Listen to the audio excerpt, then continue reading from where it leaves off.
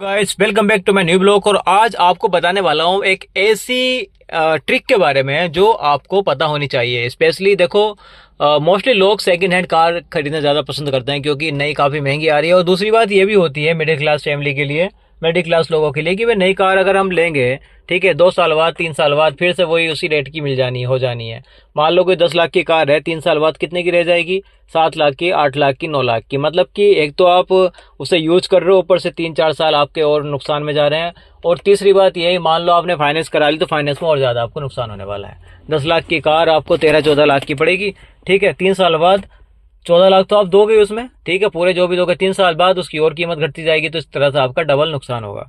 इसलिए second car लोग लेना पसंद करते हैं। स्पेशली वही 3-4, 4.5, 5 लाख तक की कार अच्छी मिल जाती है, ठीक है। तो मैं आप लोगों को बताने वाला हूं कि अगर आप सेकंड हैंड कार ले रहे हैं तो आपको किन किन बातों का ध्यान रखना चाहिए। देखो, सबसे पहले मैं बताऊं, जो महंगा आइटम होते हैं कार के अंदर, उनके बारे में बताना चाहूँगा पहले, ठीक है। सबसे मेन चीज़ हमारी क्या होती है? ये गियर शिफ्टिंग, ठीक है। अगर आप AMT ले रहे हैं या MT ले रहे हैं, ठीक है, उसके लिए सबसे इंपॉर्टेंट होता है ये गियर बॉक्स। सभी में होता है। देखो, जो ऑटोमेटिक कार हो रही है उनके अंदर ऑटो क्लिक होता है, वो ऊपर मैनुअल नहीं होता, ठीक है, ऑटो ही होता है। यहाँ पे एक पैड दिया होता है, उसमें बटन होते हैं कि कैसे कराना है। गियर बॉक्स उसके अंदर होता है, लेकिन वो खुद ब खुद डलते रहते हैं। लेकिन हम बात करेंगे MT के, मैनुअल ट्रांसमीटर के बारे में, ठीक। तो हमारे पास ये गियर है, ठीक है। गियर बॉक्स, इसके नीचे गियर बॉक्स आएगा, वो मोस्टली प्लास्टिक का ही होता है, ठीक है।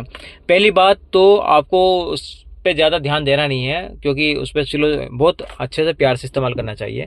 फिलहाल ये बात हम बाद में करेंगे। हम बात करेंगे अगर हम सेकंड हैंड कार ले रहे हैं तो हमें सबसे पहले किन चीज़ का ध्यान रखना चाहिए। देखो, आप बहुत ध्यान से देखना। ये मेरे पास कार है, ठीक, और ये है गियर, ठीक। अब ये देखो न्यूट्रल है, ये देखें मैंने इधर किया है, ठीक, ये खुद पे खुद आ गया, मतलब कहीं पे ये फंसेगा नहीं, ठीक है। ये देखेगा, ये तीसरा डल गया इसमें गियर, चौथा डल गया, बहुत स्मूथ चल रहा है, मतलब कहीं फंस भी नहीं रहा है, कुछ नहीं हो रहा है, बहुत ही स्मूथ चल रहा है ये, ठीक है, कहीं भी नहीं फंस रहा। इसका मतलब ये है कि गियर बॉक्स एकदम आपका फिट है, कोई इसमें आवाज़ नहीं है, कोई प्रॉब्लम नहीं है, ठीक है।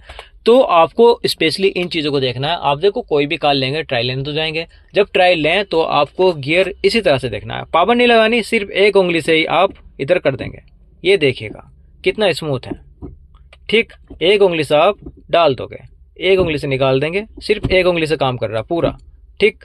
ये देखेगा इतना स्मूथ है। इसका मतलब ये है कि गियर बॉक्स इसका एकदम स्ट्रांग है, पूरी तरह से स्ट्रांग है, इसमें कोई प्रॉब्लम नहीं है, ठीक है। ये चीज़ आपने देख ली। दूसरी बात आप देखोगे, देखो मेन चीज जो होती है, एक तो ये हो गई, दूसरी होती है गाड़ी का क्लच सिस्टम। आप क्लच सिस्टम आप देख नहीं पाओगे क्या है क्या नहीं है, ठीक है। तो आपको करना क्या है, ये देखिएगा, नीचे जाइए क्लच पे, ये देखेगा, ठीक। अब क्या है, अगर गाड़ी में कोई प्रॉब्लम है तो ये जो क्लच है ना इसका, ये जो क्लच है इसका, ठीक है, बहुत ही ज्यादा लूज हो जाएगा, इसमें टाइटनेस नहीं होगा, ठीक है। अब ये क्या है, टाइट है काफी, इसका मतलब ये है इसमें कोई प्रॉब्लम नहीं है, ये लूज नहीं है, ठीक है। ये चीज आपने देख ली। अब जो ये होता है ना, देखो आपका जो गियर सिस्टम होता है और ये क्लच होता है, इनमें सबसे ज्यादा पैसे लगते हैं अगर खराब हो जाए तो, ठीक है। और तीसरी चीज बताऊं, सबसे इंपॉर्टेंट, गाड़ी आप सर्दी में देखने जा रहे हो या फिर गर्मी में देखने जा रहे हो या बरसात में देखने जा रहे हो, ठीक है, गाड़ी को आप जब भी देखो, आपका उसका जो है AC कंट्रोल जरूर आपको देखना है, ठीक है। गाड़ी आप कहीं भी देखने जा रहे हो, भले ही आपको आधा घंटा लगे गाड़ी देखने में, लेकिन आपको AC कंट्रोल जरूर देखना उसका। मान लो अगर ये खराब हुआ ना, तो आपकी गाड़ी में कम से कम 20 से 25 हजार रुपए का खर्चा आने वाला है। और ये मैं सिर्फ बेसिक बता रहा हूँ, गाड़ी की अकॉर्डिंग ही इसमें पैसे लगते हैं जो AC कंट्रोल होता है उसका। ये चीज़ें आपको देखनी है। बहुत से लोग आपने देखे होंगे कि भाई आप गाड़ी देखने जा रहे हो तो आप गाड़ी स्टार्ट करोगे, बोलेंगे भाई नहीं नहीं एक्सीलेटर मत देना, एक्सीलेटर मत देना, ठीक है, एक्सीलेटर मत देना, ठीक है, अच्छी बात है। एक्सीलेटर अचानक से देना भी नहीं चाहिए, क्योंकि गाड़ी खड़ी हुई है, ठंडी होती है, ज़्यादा एक्सीलेटर देंगे ज़्यादा पावर जनरेट करेगा और कोई ना कोई प्रॉब्लम उसमें आ जाएगी। तो मैं आपको बताना चाहूँगा कि अगर आप गाड़ी देखने जा रहे हो और आपका कोई भी व्यक्ति जो ओनर है वो बोलता है एक्सीलेटर मत देना, मत देना एक्सीलेटर, लेकिन आप गाड़ी बाहर निकाल लो, ठीक है, उसे चला कर देखना, गाड़ी को चलाओगे, ठीक है, गाड़ी को चलाओगे तो आप उसमें एक्सीलेटर भी दोगे, गाड़ी को भगाओगे भी थोड़ा सा, मतलब 80-90 तो कम से कम इतना ट्राई तो करोगे कि भाई धुआं दे रही नहीं दे रही है। धुएं से भी कोई टेंशन नहीं है, क्योंकि भाई जो आप मान लो शाम को आपने खड़ी की, सुबह को आप लेकर आ रहे हो, तो भी स्मोक भी होता है, जो वाटर स्मोक होता है वो भी होता है, भाप भी होती है, स्टीम भी होती है, वो निकलती है। लेकिन काला धुआं निकल रहा है तो थोड़ा सतर्क हो जाए, गाड़ी के रिंग पिस्टन वगैरह खराब हो रहे हैं, उसमें कुछ आपको काम करवाना पड़ेगा। ठीक है, यहाँ आप चला के भी देख लोगे, सारी चीज देख लोगे, और उसी दौरान आपको अपना एसी कंट्रोल इस्तेमाल करना है, यूज करना है। ठीक है, अगर आपको ऐसा सिस्टम दिखे, ऐसा पैनल दिखे, ये ऑटो क्लिक कर देना। ठीक है, ऑटो दबाना। ऑटो करने के बाद आपका जो फैन है वो मतलब जितने भी पॉइंट है इसमें फुल पॉइंट पे वो चल जाएगा। ठीक है, ये चीज़ आपको देखनी है। ये आपको बटन प्रेस करना है, इसकी कोई ज़्यादा ज़रूरत तो नहीं है, लेकिन फिर भी इसका बहुत ज़्यादा अहम रोल होता है। इसे दबाने से आपके अंदर की जो कूलिंग है वो अंदर के अंदर रहेगी, और ना दबाने से कूलिंग इसकी बाहर चली जाती है। ये इसका प्रोसेस है। ये स्लॉट देखना कहीं कहीं से डैमेज तो नहीं है, हवा चारों में से आ रही है, नहीं आ रही है। अगर नहीं आ रही है तो इस बटन को देख लेना थोड़ा सा। ठीक है, ये चीज़ें बहुत ज़्यादा ज़रूरी है। ठीक, ये हो गए आपके महंगे आइटम जो आपको नुकसान पहुंचा देंगे अगर सेकंड हैंड गाड़ी में इनमें कमी निकल गई तो। अदरवाइज आपकी जो बाकी चीज़ें हैं वो बाकी ज़्यादा कॉस्टली नहीं होती हैं। जैसे कि आपकी डिस्प्ले हो गई, कोई नहीं, आप डिस्प्ले दूसरी चेंज करवा लोगे अगर ख़राब भी है तो।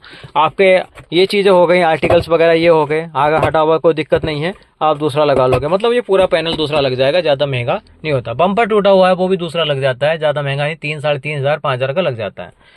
ये है, ये ज़्यादा ख़राब नहीं होता, बस इसका तार ख़राब हो जाता है कभी कभी, वो तार पीछे टायर से कनेक्ट होता है, वो डल जाता है, उसमें ज़्यादा लंबा चौड़ा खर्च नहीं है। ठीक है, ये भी आप करा लोगे। बाकी डोर है, डोर के एक बार ये जरूर देख लेना अगर आपका डोर फंस रहा नहीं फंस रहा है, जैसे कि ये स्लॉट वगैरह आपको दिख रहे हैं, इन चीज़ों के बारे में थोड़ा सा जरूर देख लेना। अगर इनमें कोई प्रॉब्लम आ रही है,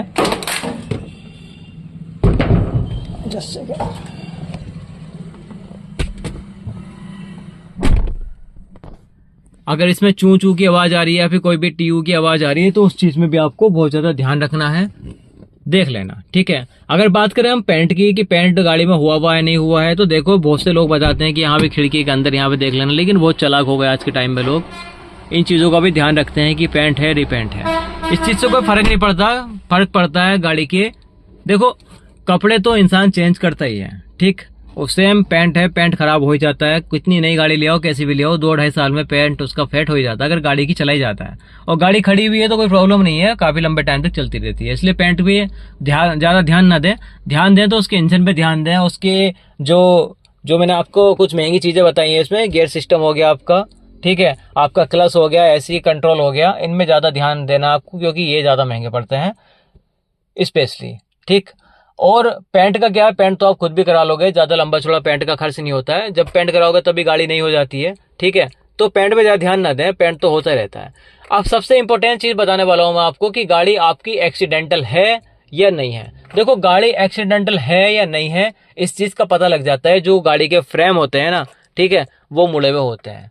ठीक, जो चेचिस होता है उस पर कुछ ना कुछ लेक वगैरह आता है, कुछ ना कुछ फर्क आता है। जो आगे का सस्पेंशन होता है, गाड़ी के जो पहियों के बीच में जो चीजें होती हैं वे सस्पेंशन होती हैं, वो आपका डिसमिस होगा। उसे पता कैसे करेंगे, उसमें आप नीचे झांक कर देखना।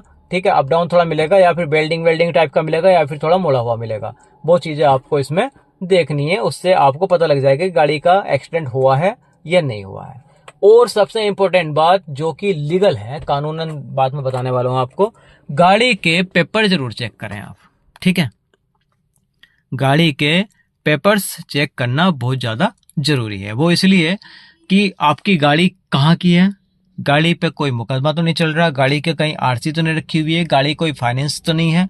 ठीक है, अब बहुत बारीक वाली चीजें मैं बताने वाला हूं आपको कि अगर गाड़ी आपकी फाइनेंस हुई है तो आपकी गाड़ी की आरसी पे फाइनेंस प्लस फाइनेंसर का नाम लिखा हुआ होगा, मतलब किस कंपनी ने फाइनेंस किया है। ये बहुत बड़ी पहचान है आपकी गाड़ी की। ठीक है, दूसरी बात, अगर इससे भी पता नहीं चल रहा तो गाड़ी का नंबर आप किसी भी ऐप में, जैसे कि कार इन्फो है, उसमें डालोगे तो उसमें पता लग जाएगा कि गाड़ी आपकी फाइनेंस है और कौन सी कंपनी से फाइनेंस है वो भी पता लग जाएगा। ठीक है, इन चीजों को ध्यान रखना है और तभी आपको गाड़ी लेनी है। और ये भी देख लेना आप, अगर गाड़ी फाइनेंस है तो उसका पूरा ब्यौरा निकाल लें, पूरी हिस्ट्री निकाल लें, कितनी किस्त गई है, कितनी किस्त नहीं गई है। हो सके तो गाड़ी का जो ओनर है उससे आप कंपनी की जो पॉलिसीज हैं, क्यों जो बुक है, या फिर जो फाइनेंसर था उसका, जिसने फाइनेंस कराया था, एजेंट है, उससे बात करें कि इसकी कितनी किस्त जा चुकी है, कितनी इसकी रह चुकी हैं। उन चीज़ों पे ज़्यादा डिस्कस करें आप, ठीक। और अगर आपकी गाड़ी फाइनेंस नहीं है, कोई दिक्कत नहीं है, तो उसमें आरसी में आएगा नहीं, कैश है तो कैश आप ले लेना, नो प्रॉब्लम उसके लिए। बस आपको देखना है कि गाड़ी का कोई क्रिमिनल रिकॉर्ड तो नहीं है। बहुत से लोग करते हैं कि गाड़ी से किसी को उड़ा देंगे, ठीक है, उड़ाने के बाद क्या होगा, मुकदमे चल रहे हैं और गाड़ी उन्होंने छुड़ा रखी है, लेकिन गाड़ी उनकी रजिस्टर्ड है। इस चीज़ पर बहुत ज़्यादा ध्यान रखना है।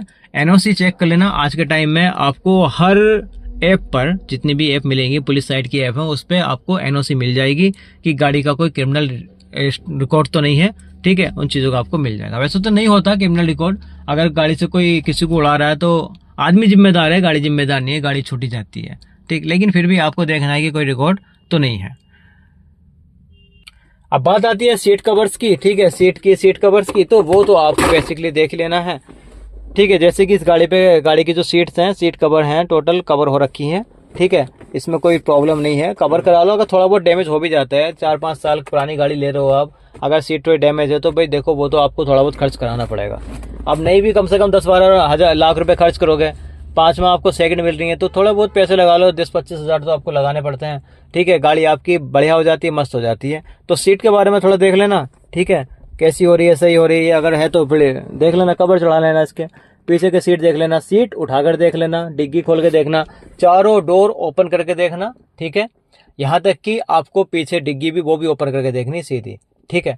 और स्टेपनी देख लेना, स्टेपनी है या नहीं है, स्टेपनी में टूल बॉक्स है या नहीं है, वो सब चीज़ें देख लेना। ये कुछ बेसिक चीज़ें हैं जो इंसान को देखनी चाहिए, ठीक। और हाँ, अगर गाड़ी के बारे में आपको नॉलेज नहीं है, देखो जिसे नॉलेज है वो तो देख लेता सारी चीज़ें। अगर नॉलेज नहीं है तो आप किसी मिस्त्री को लेकर चले जाएं, 100-500 रुपये वो लेगा, लेकिन आपको गाड़ी बहुत अच्छी तरीके से दिला देगा, क्योंकि पूरी तरह से चेक करेगा, वो गाड़ी आपको सही वाली दिला देगा। तो इस चीज़ का बहुत ज़्यादा ध्यान रखना। उसके लिए अगर गाड़ी की नॉलेज आपको नहीं है, पहली बार ले रहे हो, तो आपको मिस्त्री के साथ जाना, बोल देना कि भाई ठीक है, 100-500 रुपये तो लेना ले लेना। क्योंकि उससे ये होगा, मान लो गाड़ी आपने खुद ले आए, ठीक है, और कुछ प्रॉब्लम निकल गई, ठीक, तो आप ही जिम्मेदार हो। वो दिखा देता कि भाई देखना यही देखना, किसी को बुला लो तो देख लो। आप बोल देते ठीक है, कोई बात नहीं, भरोसा है, ठीक है, गाड़ी ले लेते हैं। तो ये चीज़ें ना करें आप। अगर आपको गाड़ी के बारे में नॉलेज नहीं है, तो आपको करना यही है कि आप किसी मिस्त्री को लेकर जाएं, जो भी मैकेनिक होगा उसे लेकर जाएं, और आप मैकेनिक को गाड़ी दिखाएं। वो पूरा इंजन स्कैन सारी चीज़ें, यहाँ पे फिल्टर होता है, ऐसे फिल्टर, ठीक है, आगे वो आपका एयर फिल्टर होता है, वो सब चेंज करके, देख करके सब चीज़ें आपको बताएगा। ऑयल वगैरह दिखाएगा, कितना ऑयल है इसमें, कितनी सर्विस मांग रही है, कितने किलोमीटर जा चुकी है, सब आपको बता देगा। और उसके बाद आपको एक रिपोर्ट दे देगा, मतलब आप हैंड टू हैंड आपको बता देंगे गाड़ी आपके लिए सही है या नहीं है। क्योंकि आप पहली बार गाड़ी ले रहे हो, आपको चलानी भी नहीं आती ठीक से, तो आप गाड़ी गलत तरीके से चलाएंगे। गियर शिफ्टिंग का आपको नहीं पता, उल्टे सीधे गियर डालेंगे स्टार्टिंग में, इसलिए गाड़ी का पावरफुल होना बहुत ज़्यादा ज़रूरी है। इसलिए आप किसी मिस्त्री को लेकर जरूर जाएं। वेल, आपने गाड़ी के बारे में पूरा समझ लिया होगा, ठीक है, जान लिया होगा। और अगर कोई भी जानकारी आपको और चाहिए उससे अलग, तो आप मुझे कमेंट बॉक्स में लिखें, और मैं कोशिश करूंगा कि आपको बेहतर जवाब दूं। वेल, मिलते हैं नेक्स्ट वीडियो में, तब तक के लिए वीडियो को लाइक करें, चैनल को सब्सक्राइब करें और बने रहें चैनल के साथ।